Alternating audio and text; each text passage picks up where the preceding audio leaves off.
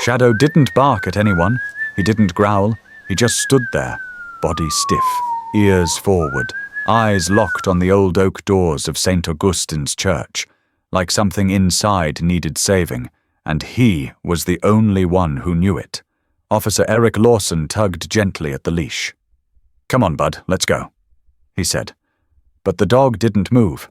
It was just past 7 a.m. on a bone-cold January morning in Hillridge, a town where nothing much happened except football on Fridays and snowplows doing lazy rounds on Main Street. The air smelled of chimney smoke, and last night's frost still cracked underfoot. Eric was wrapping up a night shift, thinking only about the leftover chili in his fridge and the warm silence of home. He hadn't planned to stop, but Shadow had. The dog had frozen on the sidewalk just across from St. Augustine's, that crumbling stone church with ivy climbing its flanks and windows too dusty to see through. It had been shuttered years ago, after the congregation outgrew it. Now it was nothing more than a forgotten silhouette on the edge of town, except for the lights that flickered on sometimes when they shouldn't. And Shadow, fresh out of the K-9 rehabilitation program, rescued from a failed narcotics unit in Ohio, still learning how to trust, was transfixed by it. Eric crouched beside him. "What is it, buddy?" Shadow let out a low, steady growl. Not loud, not theatrical, but deep enough to hum through Eric's fingers on the leash. That was new. Eric had spent years around working dogs. He knew the difference between agitation and attention. This wasn't nerves. This was something else. Purpose. He stood slowly, glancing at the church. The doors were closed. No cars, no sound, no movement. "You picking up on something I can't?" he asked. Shadow didn't blink. Eric looked both ways before crossing the street, half expecting the dog to stay behind. Instead, Shadow followed. No tugging, no command. Just moved like he was exactly where he was supposed to be. As they reached the steps, Shadow sat. Not lazily, not like a pet waiting for a treat. He sat like a soldier posted at a checkpoint, ears forward, nose twitching slightly, every muscle tuned to a signal Eric couldn't hear. "You know this place is condemned, right?" Eric muttered. His breath curled in front of him. He took a step up. That's when Shadow barked. Once, loud, sharp. So sudden it made Eric flinch. "Hey!" Eric hissed. "Keep it down!" The bark echoed off the stone walls and disappeared into the trees behind the church. Shadow didn't bark again. He just kept staring at the door. Eric sighed. "You're not making this easy." He scanned the area. No footprints, no broken locks, no reason to be worried. Still, something gnawed at him. His radio crackled to life. Dispatch. "Unit 2 Alpha, what's your 20? Eric clicked the mic.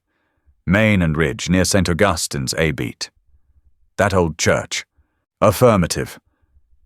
A longer beat this time. "Well, we just got a weird call. Anonymous tip. Said to check the basement, then hung up." Eric froze. His eyes drifted back to Shadow. The dog hadn't moved. "You got anything else?" Eric asked. "Nope, just the one call. Could be a prank." Could be, but it didn't feel like one. He looked at the church again. At the door. At the heavy lock that didn't look like it belonged to an abandoned building. "I'll do a walk around," he said. "Copy that. Stay safe." He clipped the mic back, then looked down. "Guess we're not going home yet." Shadow didn't react. He just stood and walked beside him, around the side of the church. Eric scanned the perimeter. Ivy covered most of the walls, but near the back, partially buried in frost, he spotted something odd.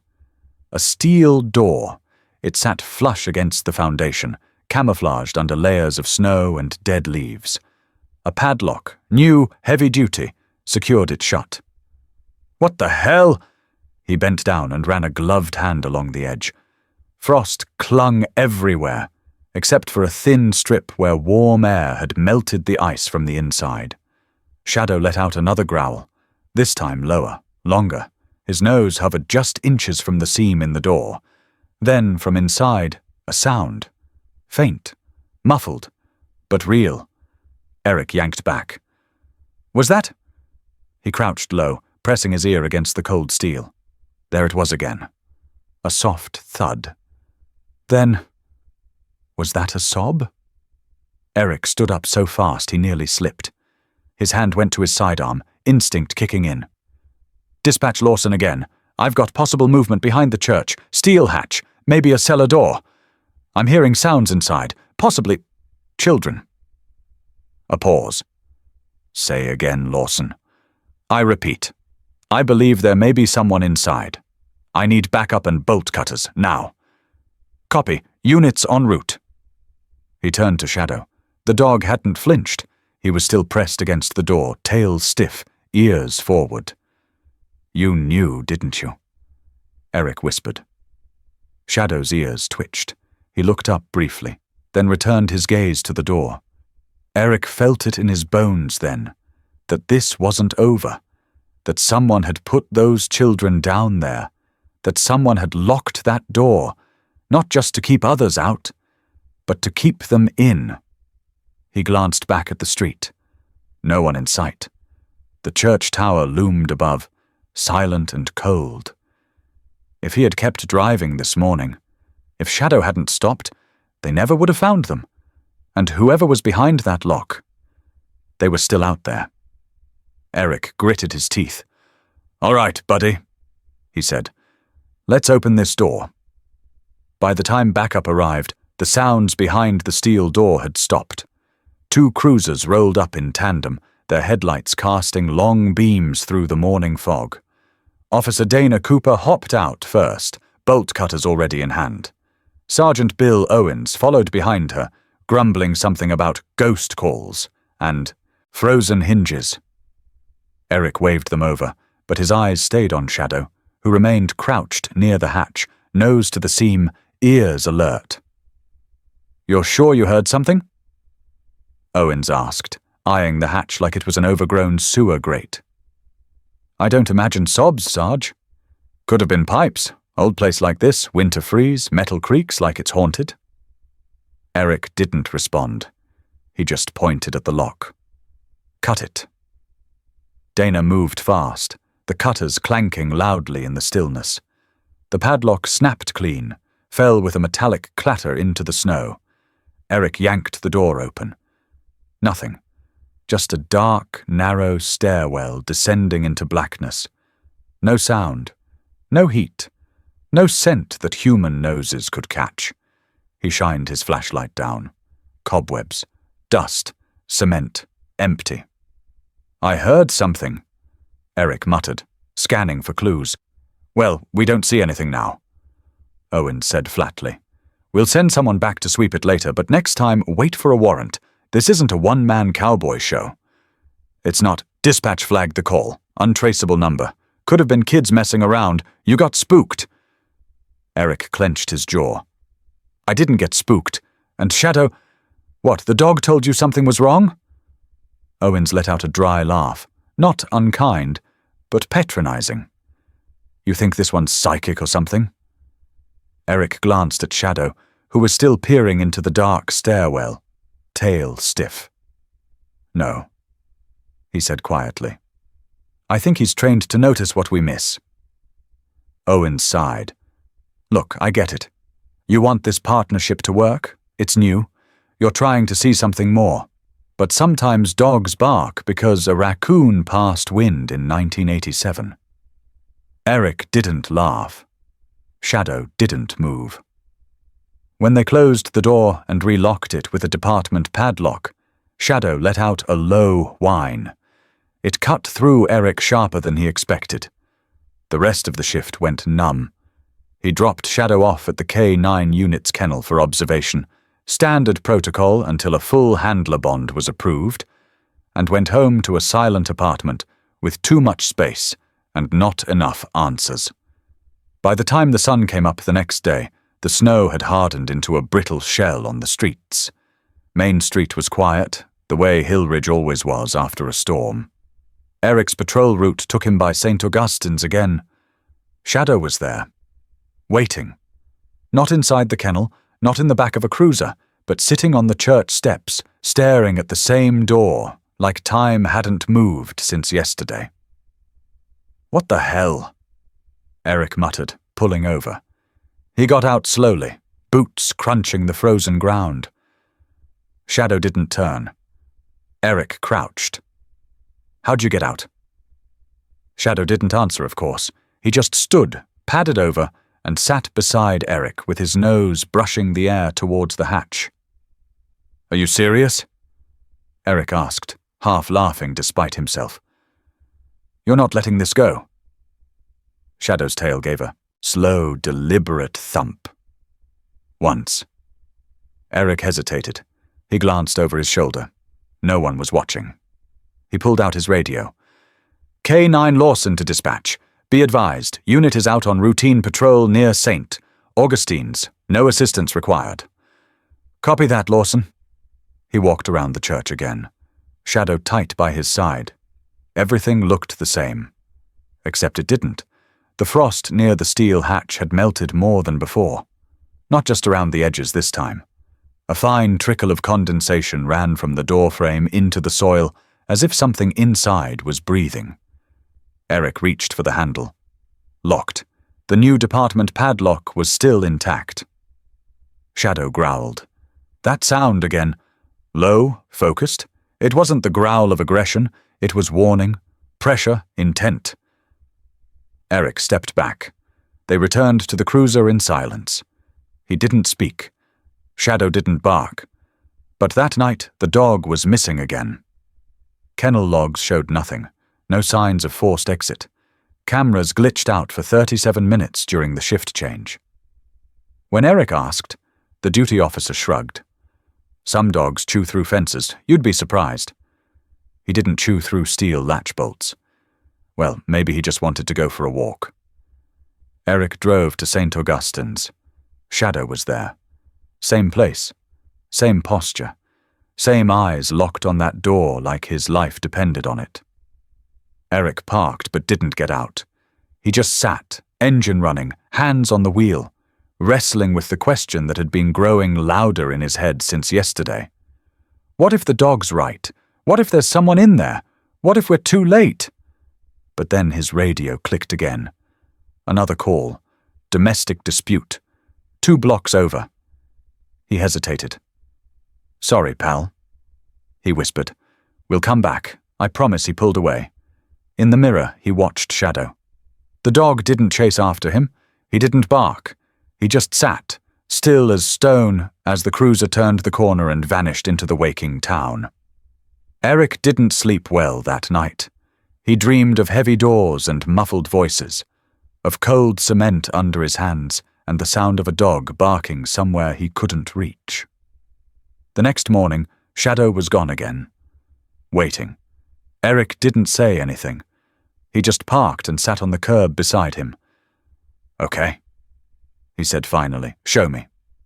The third morning, Eric didn't wait for protocol.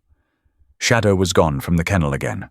No broken gate, no evidence of tampering, just an empty run and a blurry camera feed that cut out precisely at 4:02 a.m. It was the third time in as many days. By now, Eric didn't even check the log. He just grabbed his gear, bypassed the shift briefing, and drove straight to St. Augustine's. The fog hadn't lifted yet. The sun hung low like a bruised eye in the sky. As he turned onto Maple Street, his headlights swept across the old stone steps, and there Shadow was, planted firmly at the top, tail still, eyes forward.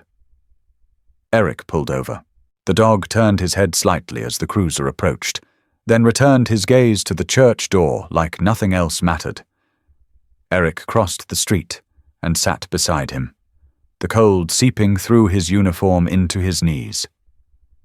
"You keep coming back," he said. "What am I not seeing?" Shadow let out a low, nasal exhale, his version of a sigh. They sat like that for another minute. Then Shadow stood and walked around the side of the church. Eric followed. The dog led him past broken hedges and frost-bitten ivy to the rear wall, where the stone foundation met the earth. Half buried beneath brittle leaves and compacted snow, something caught the light of Eric's flashlight, a strip of metal. He cleared the snow. A hatch, steel, low to the ground, set flush into the foundation. The kind of thing no one would notice unless they were looking for it. Shadow pressed his nose to the seam, body rigid. A growl started low in his throat and stayed there, vibrating like tension wire. Eric crouched beside the hatch and brushed the remaining ice from its surface. The hinges were rusted, but the padlock was pristine. New, thick, industrial, out of place. He pressed his ear to the metal. Nothing. Then, barely, a faint thump. Not mechanical, not the settling of old pipes, a rhythm. Eric jerked upright. "Dispatch, this is K9 Officer Lawson," he said into his mic. "I'm at St. Augustine's again, rear side of the structure. I've located a sealed exterior hatch with signs of possible movement or occupants beneath. Requesting clearance for inspection." Static. Then a dry voice. "Lawson, that location is listed as condemned. You're not assigned there." "I know, but something's off. Hold your position. I'll notify the sergeant." He exhaled and turned back to Shadow, whose eyes hadn't left the hatch. A soft sound reached Eric's ears again. This time, softer. Maybe a voice? A sob. He stood and brushed snow off his jacket. The church's back door was unlocked. Inside, the building smelled of candle wax, wood polish, and something else. Old stone holding in secrets. He stepped carefully through the side hallway, shadowed stained glass filtering cold light across the floor. The sanctuary sat empty, pews silent, pulpit undisturbed. A battered piano stood under a dusted cloth. From the far hallway, a door creaked. "Hello?" he called. A man emerged from the hall behind the altar. Late 60s, cardigan over a shirt collar, glasses slightly crooked, holding a steaming mug. "Morning," the man said, blinking at him. "I didn't hear anyone come in." "Father Mathis?" "Yes, that's me. You're one of Hillridge's officers, aren't you?" Eric stepped forward, badge visible. "Officer Eric Lawson. I was hoping to ask you a few things." "Certainly. What's this about?" "I've been getting calls about the old building. Strange noises. One of our K9s has been reacting strongly to something near the rear foundation." Mathis looked puzzled. "No one uses the back anymore. That side's been sealed off for decades. There's a steel hatch built into the rear wall, locked with a brand new padlock." The priest blinked slowly. "I wasn't aware of that." "You've never seen it?" "I've worked here a long time," he said. "The original building was modified in the 40s. There used to be a coal chute back there, but it was bricked over before I arrived." Eric studied him. "What's under the church, Father?" Mathis looked away. "A storage basement, old, damp, unsafe. The church board closed it off in the 70s. No one's been down there in years." "You have access?" "No." A pause. "No one does anymore." Eric's stomach turned. "Who changed the lock?" "I couldn't say." "You live on site?" Mathis shook his head. "I come in early. Leave late, that's all." Eric shifted his weight. "If I ask to check the basement?" The smile dropped from the priest's face, just for a second. "I'd have to refer you to the diocese. It's private property." "But if there's something down there, there's nothing," he said too quickly. "Just rot and bricks." Eric didn't press further. Not yet. "Thank you for your time." Back outside, Shadow was still lying next to the hatch. When he saw Eric, he stood and trotted forward, ears flicking. "Still no keys." Eric muttered. "Still no answers." He squatted down, watching Shadow sniff the ground again, then press against the metal, tail stiff. The sound came again. Faint, desperate, a knock, 3 times. Eric's spine went cold. "Shadow," he whispered, his voice hoarse. "Someone's down there." And this time, he wasn't going to wait for permission. Eric stood alone in the briefing room, the hiss of the radiator the only sound cutting through the silence. His phone sat on the table beside his radio, the same number dialed 3 times. No answer. He tapped his foot, looked again at the clock. 7:14 p.m. Outside, the snow was falling in heavy, wet clumps, slicking the roads and cloaking the town under a sheet of silence. Hillridge always got quieter in the winter, but tonight it felt wrong. Hollow. Shadow sat by the door, eyes fixed on Eric, body tense. He hadn't touched his food, hadn't so much as blinked since they returned from St. Augustine's. It had been 12 hours since Eric last heard the knock. 12 hours, and no one had done a damn thing. He picked up the radio again. "Dispatch, this is K9 Lawson. Patch me through to Sergeant Blake." "Stand by." Static. Then a voice that always seemed to stretch patience like old taffy. "Lawson, you still chasing shadows at that church?" Eric didn't respond to the jab. "I found a sealed hatch on the rear foundation. New lock, condensation from inside. I've heard movement, sobbing. At least twice. I want permission to cut it. Did you verify any ID on the property?" "Father Mattis claims it's been closed off for decades, but someone changed that lock." "Recently?" "Have you confirmed that through public records?" Number but. "Then you need to stop pushing without authorization. You want to open a private structure. You wait for a warrant. By the time we get one, it may be too late. You don't have proof there's even a person down there. I have a K9 locked onto it for 3 straight days. Still not legal cause. Look, Eric, I know you're trying to prove yourself with this new placement, but let it go. Let the warrant come through the process." Eric stared at the wall, jaw locked. "With all due respect, sir, if we're wrong, we can apologize. If we're right and do nothing, someone could die down there." Static. Then Blake's voice returned, firm. "That's not your call to make. You stand down." Click. The room fell silent again. Shadow let out a low growl, not loud, but steady, a pressure under the skin. Eric looked down. "You heard all that, huh?" The dog didn't move. Outside, the wind kicked up, pushing snow against the glass like whispers. Eric paced once across the room, then stopped.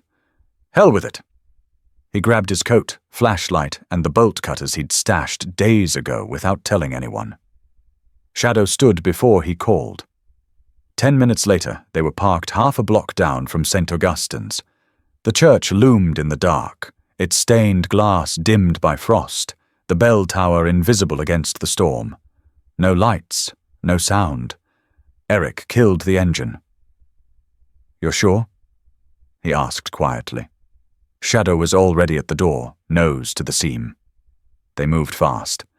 Not reckless, just quiet. Eric circled around back, boots crunching softly through the snow, hand on his holster. Shadow padded beside him, no leash. There was no need. His focus was absolute. They reached the hatch. Eric dropped to his knees and felt the padlock, still warm to the touch. That shouldn't happen in this weather. He braced the bolt cutters. "Hold steady," he whispered. The steel snapped like a bone. Shadow didn't flinch. Eric pulled the hatch open. The breath that escaped from within was warm, damp, faintly sour. He shined the flashlight down. Stone steps. Old. Worn. A faint flicker of movement at the base. Just a trick of Shadow, maybe. But Shadow growled again. This time, Eric believed it wasn't reflex. This was warning. He drew his weapon, held the flashlight high, and began descending. Shadow followed, paw after deliberate paw. The air was thick. Heavy. The scent of mildew clung to the walls. Somewhere far below, a soft clink echoed. A footstep. Or maybe something dropped. He reached the bottom. A small landing. A wooden door, slightly ajar. No lock on this one, and he pushed. The hinges squealed. Beyond it, a long corridor stretched into blackness. Bare bulbs hung from the ceiling, most dead, a few flickering. On the floor, a scrap of cloth, blue, child-sized. Shadow moved first, low to the ground, nose sweeping side to side, body alert. Eric followed. They passed storage rooms, empty cots, bins of old canned food, shelves of blankets stacked too neatly. Then a sound, a whisper, software shaky, then stifled. He turned towards it. A thin metal door stood half open at the far end. Behind it, movement. Scattered. Then a voice, small, trembling. "Is someone there?" Eric froze. "Police," he called. "You're safe now." No reply. Shadow barked once, short and sharp. Then silence. Eric moved faster. The door creaked wider, and the flashlight's beam found them. Children. At least 6. Huddled under threadbare blankets. Blank eyes, bruised knees. One clutched a broken crayon. Another had a torn teddy bear with no eyes. Then another face. And another. He counted. 21. His heart stuttered. A girl, maybe 9, pointed to Shadow. "He found us," she whispered. Eric knelt, breath caught in his throat. "No," he said softly. He never stopped. The hatch gave with a groan, hinges screeching under the strain of years. The broken padlock hung limp on the edge, jagged from where Eric had cut it with the bolt cutters stashed in the back of his cruiser. Snow swirled in behind him, as if trying to push him away. But Shadow didn't hesitate. The dog descended first, his body low, each step careful, deliberate. Ears up, nose twitching. Eric followed, flashlight in one hand, his other resting on the grip of his sidearm. The stairwell was tighter than it looked, concrete walls pressed in from both sides, moisture slicked the edges. The air was hot. Stale. Wrong? This deep underground, it shouldn't be warm. At the base of the stairs, the space opened into a wide, bunker-like chamber, far larger than the footprint of the church should have allowed. The ceiling was low, exposed piping running the length like veins. A dozen battery-powered lanterns lined the corners, casting eerie, flickering light across the floor. And then he saw them. Figures, small, huddled, children, blankets spread out across thin camping mats, a few makeshift tents made of tarps and bed sheets strung between concrete pillars. The smell hit him next, unwashed bodies, mold, old food, and something else, something metallic, like dried blood. He counted quickly, 4, 6, 10, 21. Eric's chest constricted. None of them screamed. That was the worst part. They just stared, silent, hollow-eyed. Some blinked into the light, others flinched when Shadow moved. One little boy clutched a plastic spoon like it was a weapon. A girl had her hand wrapped tightly around the wrist of someone smaller, anchoring them both to this thin thread of reality. Eric stepped forward slowly. "My name's Officer Eric Lawson. You're safe now." No reaction. Shadow stood still, scanning the room like he was guarding every inch of it. He didn't growl. He didn't move. Just watched. A presence. A protector. One of the older kids, a girl with matted red hair and a bruise on her cheek, raised her head slightly. "You're real," she whispered. Eric swallowed. "Yeah, we're here." Her eyes drifted to Shadow. "The dog. We heard him. A few nights ago. We thought it was a dream." Eric's voice cracked. "It wasn't. He's the one who led us here." The smallest child, a girl who couldn't have been more than 5, crawled toward Shadow, arms trembling, blanket trailing behind her. She stopped a foot away, uncertain. Shadow didn't move. Then slowly he lowered his head and licked her cheek. She cried. Not loud, not panicked, just quiet, gasping sobs that cracked something inside Eric wide open. A rush of movement followed. Other children moved in closer, drawn by the safety they felt but didn't yet trust. Hands reached out, toward Eric, toward Shadow, toward the possibility that this wasn't another trick, another cruel shift in the dark world they'd been locked in. Eric pressed his radio. "Dispatch, Officer Lawson. Immediate assistance requested. I've got 21 confirmed miners in an underground structure beneath St. Augustine's. Medical needed. Multiple trauma signs. Likely victims of long-term captivity." The radio crackled. "Repeat, Lawson. Did you say 21? "I said 21. Children. Ages ranging between maybe 4 and 15. Send everyone." A pause. Then, "Units en route." Ambulance dispatch confirmed. Shadow turned, ears flicking. Eric followed his gaze. A far wall behind one of the tarp dividers held something odd. A door, metal, recessed into concrete. Not part of the original structure. New. Eric crossed the room, careful not to step on the thin sleeping mats. Shadow stayed with the children. The door wasn't locked, just latched. He opened it. Inside, shelves lined the walls. Boxes of canned food, jugs of water, over-the-counter medications, batteries, tarps. This wasn't thrown together. This had been planned. Whoever did this had built a system, and they were still out there. Eric backed out slowly, heart pounding. He returned to the main chamber, scanning each of the kids. Some had begun to cling to each other, others just sat and rocked slowly. A few still hadn't moved. "We're getting you out," he said. "All of you. We're getting you out tonight." Outside, sirens echoed faintly through the trees, growing louder. The smallest girl looked at Shadow again and whispered, "He came back." Eric knelt beside her. "Yeah," he said. "He never stopped watching that door." One of the boys whispered, "He was barking." I remember. I heard it. Thought maybe it was someone's dog out there. I tried to scream back. Eric's throat tightened. "We heard you," he said. He looked at Shadow. "You heard them first." The dog blinked once, then turned his head toward the stairwell. Footsteps echoed above. The first EMTs were coming down. Eric stood, waved them in. 21 children were going home tonight. And it was all because one dog refused to walk away. The sirens came fast.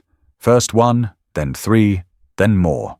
Red and blue light slashed through the trees, reflecting off the old stained glass windows of the church as vehicles screeched to a stop along the frozen dirt path. Engines still running, doors flung open. Deputy Eric Lawson was already at the hatch, waving in the first wave of responders. His voice was hoarse from shouting updates into his radio, but he didn't stop. Not until everyone knew what was down there. 21 kids, some unresponsive. Vitals unknown. Bring stretchers, oxygen, blankets, everything. Shadow didn't leave the basement. He paced, not frantically, but methodically, his nose lowered, ears perked, scanning every corner of the room like he had memorized every scent, every sound, every unfamiliar heartbeat. 2 paramedics dropped their gear beside Eric. "We need to triage now," one said. Eric nodded, pointing toward the stairwell. "They're down there, all of them." The EMTs rushed in. Inside the bunker, the air grew heavier with bodies and noise. Boots on concrete, orders being called, medical bags rustling open. A woman from Child Protective Services crouched beside the first child she saw, voice soft, trembling. One little girl had to be lifted gently from a corner, too weak to walk on her own. But Shadow didn't stop pacing. He moved toward the far side of the chamber again, pausing in front of a wooden storage shelf that had been pushed awkwardly against the wall. His ears twitched. Then he growled, just once, and shoved his body sideways into the shelf with a low grunt. The shelf scraped slightly, revealing a narrow opening behind it. Dark, cramped, almost invisible unless you were on all fours. Eric turned. Shadow. The dog ducked down and didn't come back out. Eric cursed under his breath and followed. The space was barely wider than his shoulders. Cold air met his face as he crawled, flashlight cutting through dust and cobwebs. The sound of shallow breathing hit him before the light did. 2 children, huddled together. No more than 6 or 7, their faces streaked with dirt and tears. The boy's arms were wrapped tight around the girl, who didn't even look up. They'd buried themselves so deep, no one would have known they were here. Except Shadow. Eric called out gently. "You're safe now. We're getting you out." The boy blinked into the light, then towards the shape beside him. Shadow, unmoving, crouched low, tail swishing once in slow reassurance. "I heard him," the boy said. "He was barking before. I thought maybe someone was close." Eric's throat tightened. "You were right." He scooped the girl into his arms, motioning for the boy to follow. Outside the crawl space, 2 responders waited with warm blankets and stretchers. The room, once silent and stifling, now pulsed with controlled chaos. 4 lines, murmured reassurances, bags being passed hand to hand. Someone cried. Another sobbed. But it wasn't fear anymore. It was relief. Eric stood near the stairs, watching the kids being lifted out one by one. He looked down at Shadow, who had returned to his side without a sound. His coat was dusted with dirt, his muzzle slightly grey from age, but his eyes were alive. Focused. Present. Eric knelt beside him, placing a firm hand on the back of his neck. "You didn't give up," he said, voice low. "Not when I second-guessed you. Not when no one else saw what you did." Shadow blinked once, leaned gently into his touch. "It wasn't just a dog," Eric whispered. "It was the only one who never gave up on them." Behind them, Sergeant Blake finally arrived, walking up with wide eyes and a stiff breath. "Jesus," he muttered, taking in the scene. "You weren't exaggerating." Eric didn't look at him. He looked at the stretchers, at the paramedics now gently lifting the last of the children into ambulances, at the CPS workers recording names, at the floodlights illuminating what had been hidden for so long in the cold, damp dark. "I told you something was wrong," Eric said. "We could have waited for a warrant. We could have played it by the book." "But—" Eric looked down at Shadow. He didn't. Blake followed his gaze. For once he didn't argue. A moment passed. Then Blake spoke again, quieter this time. "We'll need to call the FBI, maybe Homeland. This was bigger than local." Eric didn't respond. His hand remained on Shadow's neck, grounding both of them. Shadow's ears perked again. One quick twitch. Eric felt it too. They weren't done. Not yet. But tonight, trust had been restored. And the rescue had only just begun. The children didn't know names, but they knew patterns. "The man with the gloves only came at night," said one boy, his voice faint through cracked lips. "He had a van, no lights. He smelled like paint." Another whispered that the walls weren't always concrete. Some had pipes, rusted ones, and the ceiling sometimes leaked. "We moved places before," she said, but they all felt the same. Quiet. Cold, Eric wrote everything down. Every detail, every broken sentence. Some of it matched, some contradicted, but one theme kept surfacing. This wasn't the only bunker. A map was found buried in the mess of sleeping bags and trash near the back of the chamber. It looked like something a child might draw. Rough lines, shaky X marks, a compass rose that pointed west and ended abruptly. But to Eric, it was something else entirely. It was a route, and someone had drawn it by memory. Each X lined up with old municipal plots, abandoned buildings, foreclosed properties, long-forgotten service tunnels near the river. It was a blueprint, A trail. A system. Shadow sat next to him as he traced each X with his thumb. The dog didn't move, but Eric could feel the tension in his shoulders, the way his body leaned forward, ears twitching at every radio call nearby. He was waiting, not for commands, for purpose. "We need a team," Eric said, "now." By noon, the task force had boots on the ground. A convoy rolled out across county lines, 3 marked cruisers, 2 unmarked vans, and 1 K9 unit riding shotgun. Shadow never looked away from the road. The first 2 X's led to nothing. An old storage unit filled with mouldy tarps and rusted cabinets, then a bricked-over hatch behind an abandoned water treatment plant. But the third? An old canning warehouse on the edge of Red Mill Creek. As they stepped out of the vehicles, Shadow locked onto the front bay doors before anyone else had even reached for flashlights. The metal sheets were warped, but not locked. And there, etched just above the hinge, was a fresh set of fingerprints, smeared with what looked like grease. Eric motioned everyone back. "Let him go first," he said. Shadow moved like he had done it 100 times. Low, controlled. He didn't bark. Just scanned the air, nose twitching. When he reached the rear corridor, he stopped. One paw lifted. Then a growl, not threatening, not loud, but deep, certain. There was something behind the drywall. 2 officers peeled it back, revealing a makeshift crawl space, and another child. Alive. Shivering. That night, as the children were processed and taken to a nearby center, a nurse named Carla Jennings offered to help triage.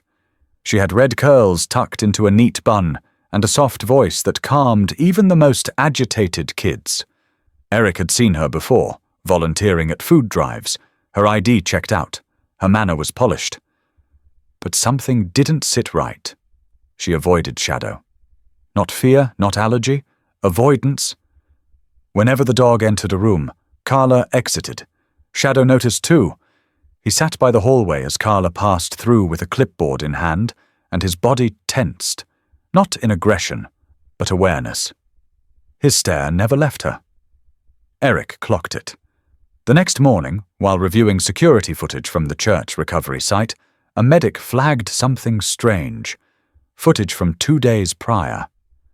A grainy shadow, a figure slipping into the cordoned zone late at night, delivering a sealed duffel bag to the edge of the hatch. Then leaving. The timestamp was before any official supply drop. And the badge on the jacket? Medical volunteer? The frame wasn't clear, but the walk was. Eric froze the footage, then replayed Carla's gait from earlier that day. Same swing in the right shoulder, same rhythm. He called in a quiet alert. Within the hour, Carla was picked up at a nearby diner. No outburst, no resistance. Just a long stare at Shadow as they placed her in cuffs. "You always were the quiet ones," she muttered. Shadow didn't move. But the room felt colder. Later, during interrogation, Carla admitted she had been feeding the children. Said she didn't know the full extent. Just passed along bags, never looked inside. But her name was already in one of the notebooks recovered from the bunker. Underlined, twice. The gap in the system wasn't just oversight. It had a face. Eric stood outside the station that night, Shadow beside him. Snow fell soft over the parking lot, muffling everything. "They hid behind kindness," he said aloud, more to himself than anyone. Shadow blinked once, slow. "They used our rules, our red tape, our blind spots." But not you, Eric thought. Not once. Shadow stared at the horizon, nose tilted slightly into the wind, like he already knew which X came next. The wind had picked up just after midnight, sending snow whipping sideways across the cracked asphalt of the old McBride storage lot.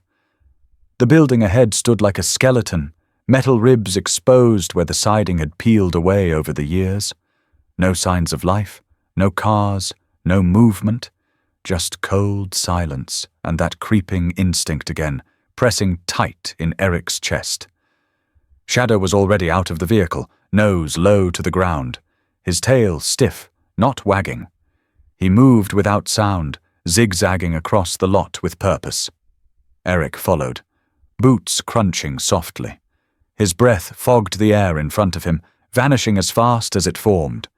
Snow fell harder now. It erased tracks in minutes. But Shadow didn't need footprints. He needed scent, and he had it. They'd traced this lead from the map recovered in the bunker. The final X, cross-referenced with old municipal blueprints and tax records, a warehouse on the books as condemned, but with an electricity draw that hadn't stopped since 2020. Eric had requested backup. But there wasn't time to wait. Shadow stopped. He turned, staring at a side entrance half covered in rust and old plywood. Eric eased forward, gun drawn, flashlight tight under his grip. The lock had been recently changed, but hastily. Fresh bolts, scratched paint. Someone thought they were being clever. Shadow didn't wait for the door to open. He growled once, low and certain, then lunged at the wood, teeth bared. Eric pulled the panel aside and slipped through. Inside, it was darker than outside. The air was damp, tinged with ammonia and diesel. Scattered pallets lined the walls. In the far corner, a small generator hummed behind a stack of empty feed bags. More importantly, footsteps, running. Eric heard them a split second before Shadow exploded into motion. "Go!" he shouted. The dog took off, paws sliding only slightly across the slick concrete before disappearing through a doorway at the back. Eric followed. He passed through a loading bay and into another corridor, just in time to see a shadow bolt out the rear exit and vanish into the snow. They were in the woods now. The figure, tall, broad-shouldered, fast, ran without hesitation, cutting through brush and frozen shrubs like he knew the trail by heart. Shadow was right behind him. Eric sprinted after both. The snow had deepened in the clearing beyond, up to his knees in some places. But the figure, whoever he was, had stamina. Military, maybe, or at least trained. And yet, he kept checking over his shoulder. That's when Eric saw it. Recognition. The man had seen Shadow, and he was afraid. They hit a ridge just before the creek, the moon slicing through a break in the clouds. The suspect turned sharply, trying to lose the dog in a tangle of downed branches. But Shadow launched, like a missile in midair. The man dropped with a thud, one arm raised to block his face, but Shadow was already on top of him, teeth bared, jaws clamped on the thick winter coat at the shoulder, pinning him hard to the icy ground. Eric caught up seconds later, weapon trained. The man groaned, trying to twist. "Don't move." Eric snapped. I'm not—" he started, but stopped as Shadow's growl vibrated against his chest. Eric knelt, handcuffing him in one swift motion. The flashlight illuminated his face. Dean Holloway, former logistics coordinator for a regional foster network. Disgraced. Indicted 3 years earlier for embezzlement. Case dropped for lack of evidence. Until now. "You've got no idea what you're interrupting." Dean hissed. Eric stood. "I think I do." Holloway's lip curled. "They needed structure. We gave them purpose. They were kids." Behind him, Shadow let out a single bark, sharp, deliberate. Dean flinched. The snow kept falling. The woods went silent again. Eric looked down at Shadow. His chest rose and fell in slow, measured breaths. His eyes stayed locked on Holloway, unmoving. "You held him," Eric said quietly, half to himself. "You didn't just stop him. You knew where he'd turn." Shadow didn't wag his tail, didn't look for praise. He simply stood guard. A handler arrived minutes later. Then more cruisers. Then silence, replaced by voices crackling through radios and officers stomping through the snow. Eric stepped aside as they took Dean Holloway into custody. One of the medics passed by and gave Shadow a pat on the flank. But the dog didn't react. He was still watching the trees, watching the night, watching for the next threat. Eric exhaled, and for the first time in weeks, it wasn't from frustration. It was relief. He reached down, placed a hand gently on Shadow's neck. "You're not just a K9, he said. "You're the reason 21 kids are still breathing tonight." The hospital smelled like antiseptic and juice boxes. That strange mix of childhood and trauma trying to exist in the same hallway. 21 children had been rescued, but rescued didn't mean healed. Eric leaned against the wall of room 3A, arms folded across his chest. Through the glass, he watched 2 social workers kneeling beside a little boy who hadn't spoken since the night they pulled him from the bunker. He flinched whenever a door opened too fast. He hadn't touched the pudding on his tray. In room 5, a girl screamed every time someone walked in without knocking. In room 7, a boy had asked, dead serious, if the people giving him clean clothes were also going to take his bones. No one had an answer for that. Most of the media had moved on. The headlines had done their cycle. Heroes, horrors, hashtags. But real pain didn't wrap in 3-minute segments. It lingered. It clung to the corners of rooms like shadow. And shadow was here, too. The German shepherd lay quietly beside Eric, calm but alert, tail resting lightly across the tile floor. He wore no vest now, no leash, just a simple bandage on his left paw from the pursuit in the snow. The staff had tried to keep him out of the recovery wing. Liability, they said. But the kids had voted otherwise. Every single one of them had asked for him. Not Eric, not the other officers, the dog. Shadow had visited each room, one by one, sat quietly. Let them come to him. No barking, no tricks, just his presence. Solid, warm, listening. And they responded. One girl, Marcy, age 9, had clung to his neck for 15 minutes without saying a word. Her fists had been tight, her breathing short. But by the time she let go, her pulse had slowed. She'd whispered, "Thank you," like it was a secret no one else deserved to hear. Now that same girl had drawn a picture. It sat on the nurse's station counter, folded but visible. Crayons on printer paper, a church in the background, heavy doors, and a dog, black coat, amber eyes, sitting tall at the top of the steps. Beneath it, in wobbly capital letters, "He was the first who heard us." Eric hadn't said a word when he saw it. He couldn't. He'd stared at it for a long time, then turned and walked outside without speaking. Now, in the parking lot behind the hospital, he sat on the curb. Snow was still melting in patches, water running into the drains like tears that had somewhere to go. Shadow sat beside him, ears twitching at a distant sound. Probably a garbage truck, or birds, or just the world being itself again. Eric rubbed the dog's side, slow, steady. "You were right, buddy," he murmured. "From the first second you stopped at that church door, you knew." Shadow didn't look up. He didn't need to. Eric stared ahead. He remembered the first time he'd met this dog.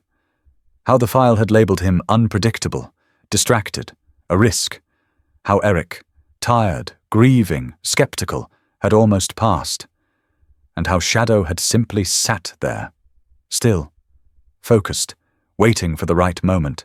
It had come, and changed everything. Inside the hospital, children were learning to sleep again, to trust a knock on the door, to eat food without hoarding the last bite. Recovery would take time, years, maybe a lifetime. But they had something now they hadn't had before, a beginning. Eric stood, knees stiff. He looked down at Shadow. "We're not done, you know," he said. The shepherd lifted his head slightly, eyes catching the morning sun. Eric gave a small smile. "Didn't think you'd disagree." The doors of St. Raymond's Church were sealed shut just after sunrise. No ceremony, no announcement, Just a single padlock and a notice taped to the crumbling frame. Property condemned. Entry prohibited. Eric didn't stay to watch.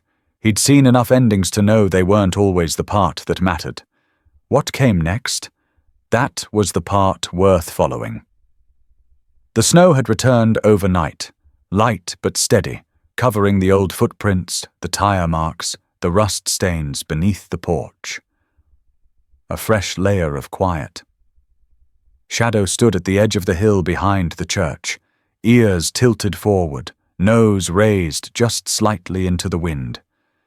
His paws made no sound as he shifted his weight, watching the road below like something in his bones told him it wasn't quite over. Eric walked up behind him.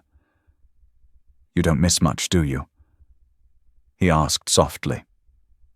Shadow didn't respond. Didn't have to. His presence was answer enough. Since the rescue, they'd taken on a rhythm, not just handler and K9. Partners, real ones. The kind that didn't require orders to move. The kind that had seen something together, and couldn't unsee it. Their days were different now, more deliberate. They followed up on leads from the bunker, chased threads no one else bothered with, checked abandoned farms, half-renovated basements, flickers of tip-line rumors that sounded too wild to be true. Twice already, Shadow had led them to something real, and both times Eric had found himself trusting the dog more than the map. There was a new confidence in Shadow's stride now, not arrogance, just purpose.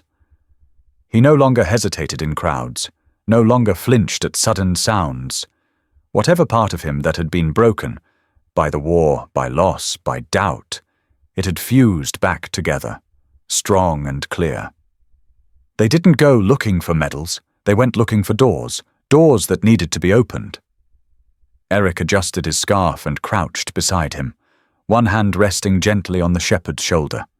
Snowflakes caught on Shadow's coat, melted into his fur.